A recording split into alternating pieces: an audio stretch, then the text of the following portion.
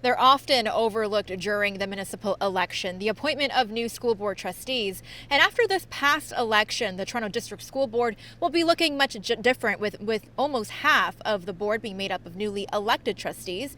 But the question now is what that could mean for the future of the board and whether this massive switch up could mean big change at the table. A major turnover coming to the TDSB, now that 11 of the 22 school board trustees are newly elected, having never held the position before.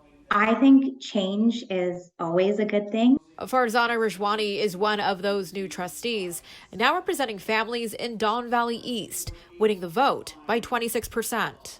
I'm happy to hear that 50% of people that have been in the role are also around the table, because I think that creates a great synergy of sharing past experiences, sharing history, as well as the opportunity to bring new ideas and new thought to the table. The major change is taking place because 10 out of the 22 wards, including that of Don Valley East, had no incumbent running, leaving the spot open for someone new.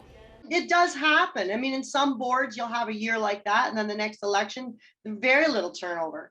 It just happens, and it depends on where people are at their own goals and career aspirations. Kathy Abraham is the president of the Ontario Public School Board Association. She says a high turnover isn't necessarily a cause for concern. I don't think it's anything to be worried about.